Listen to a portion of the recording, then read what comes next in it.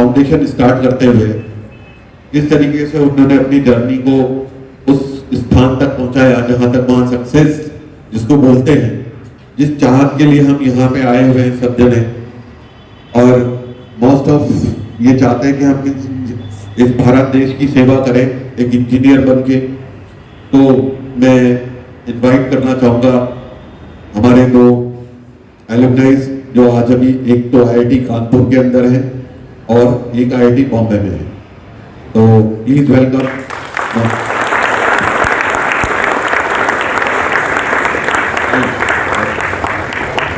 ये आपका अपना परिचय स्वयं देंगे और सारी चीज आपको क्लियर करेंगे किस इस जर्नी में किस तरीके से उन्होंने अपने आप को ग्रो किया, क्या इनके सामने चीजें आई और किस तरीके से ये उस पादान पे पहुंचे जहाँ इन्हें जाना चाहिए था।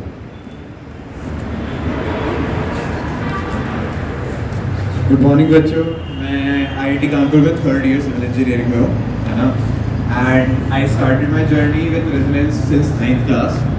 मैं आप लोगों को नहीं था जब यहाँ पर आया था, with no clue what IIT is and what to do with my life. Okay, so मेरे साथ उस टाइम पे अमित सर एंड आपको पता है अक्षय दुबे सर हमें फिजिक्स पढ़ाते थे।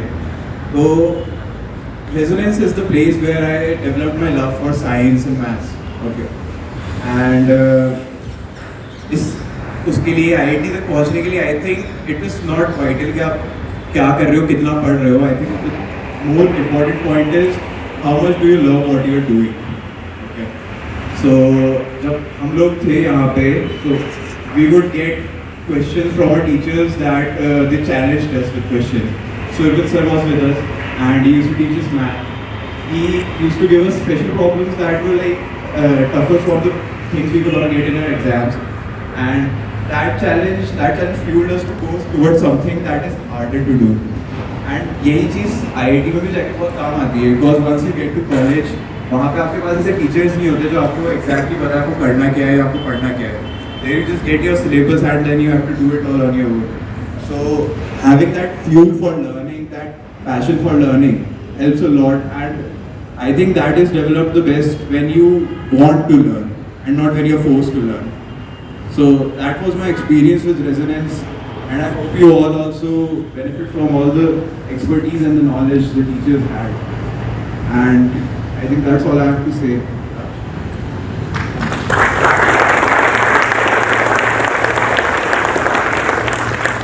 Morning बच्चों, मेरा नाम दक्ष बंसल है and I am right now 3rd year in IIT Bombay. And I started my journey from Resonance in class 9, just like Ishan. We were both in the same batch, we both had the same teachers, we both studied together, we were both good friends, we both went to college together as well. When we started our journey in class 9, I too had no idea what Resonance, what IIT is, what the environment of education here in Kota is. Being born and brought up in Kota, still I didn't know much about IITs and other things. Still my parents sent me to Resonance just to get a good exposure from class 9 to 10. Then having such wonderful teachers, many of them still are not here anymore, but some of them still are, like Amit sir and Sumit sir.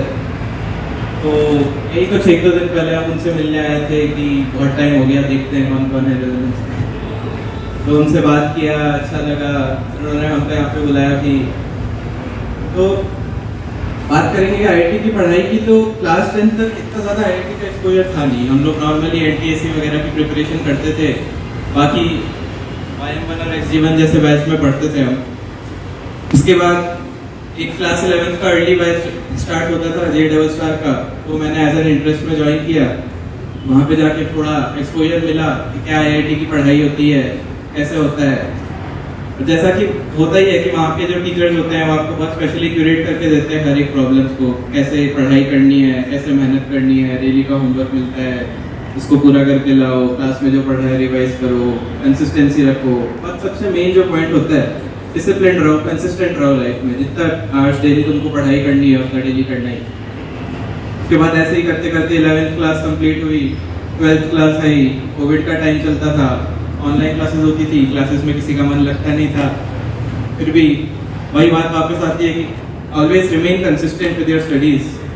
कि कई बार आप देखोगे Covid जैसे time पे कई बच्चे थे जो क्लासेस अटेंड नहीं करते थे, दे वर लाइक कि हो गए अब तो एग्जाम, क्या ही होगा, कोरोना में क्या ही पेपर होंगे, अब तो ऐसे ही हो जाएगा जो होना है, क्या बोर्ड्स क्या IIT। पर इन सब बातों से डिस्ट्रैक्ट ना होना, वहीं कहीं ना कहीं ये कंसिस्टेंसी वाली बात आती है। और वहीं कहीं ना कहीं एक ये बात भी आती है कि क्यों IIT के पेपर इतने टफ होते हैं, क्यों इतना वो कंपटीशन क्रिएट करते हैं, just because so that you can learn, you can have a love for learning what you are learning in your coaching, love for studies. तो कहीं ना कहीं इसीलिए वो लोग देखते हैं, क्योंकि वहाँ पे IIT में जाने के बाद आपको ये नहीं मिलेगा कि टीचर्स आपको बता रहे हैं कि ये पढ़ो ये ना पढ़ो, जैसे कि यहाँ पे आपके टीचर्स बता रहे हैं। IIT में जाने के बाद कोई आपको इतना केयर नहीं करेगा कि आप कैसे पढ़ रहे हो, अलोन कि खुद देख लो कैसे पढ़ना है। तो वो कहीं ना कहीं यही चीज़ डेवलप होती है आपकी कि आपने कितनी पढ़ाई करी है यहाँ पे, उसी बेसिस पे। तो यही मेरी जर्नी थी, इसी के साथ मैं अपनी स्पीच एंड करना चाहूँगा। Thank you very much.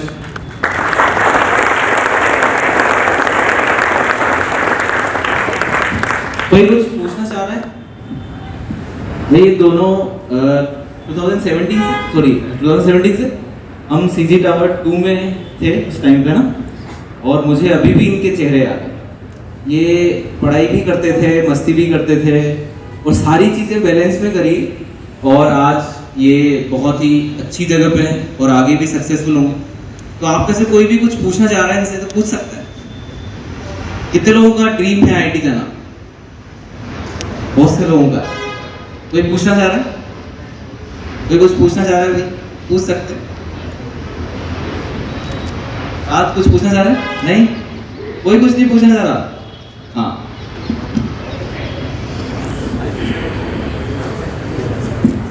Good morning भैया। तो मेरा क्वेश्चन कुछ ऐसा है कि आप लोगों ने बोला था कि कोविड के टाइम पे कि स्टडीज चल रही थी, कि मतलब जिसने कर लिया या ठीक है, मतलब एग्जामिनेशन तो चल रहा था वैसे, उस समय आपने कैसे कंसिस्टेंसी लगा के रखी? तो मतलब आपने क्यों डिस्ट्रैक्शन नहीं हुआ आपके साथ?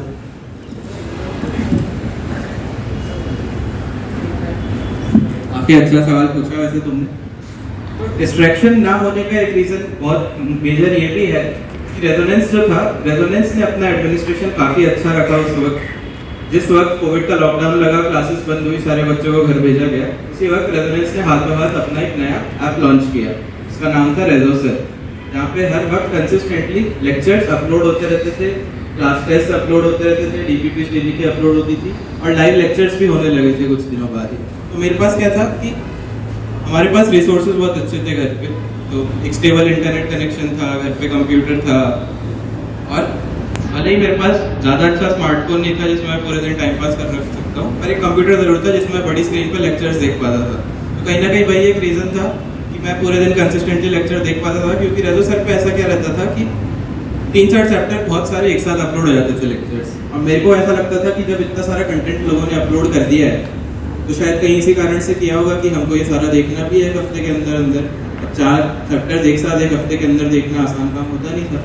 मैं एक साथ 4-4, 5-5 घंटे तक के लेक्चर देख लेता था रोज। आमतौर पर कोचिंग में क्लास 11th-12th क्लास की दिन में 4 से 5 घंटे होती है, मैं 6-6 घंटा 7-7 घंटे भी देख लेता था, क्योंक't मुझे लगा था कि ज़्यादा लेक्चर्स अपलोड हो गए तो मेरे को ज़्यादा पढ़ने की जरूरत है। I answered your question. कि और को कुछ पूछना है? और कोई पूछ रहा है कुछ? बस सब लोग क्लियर हैं?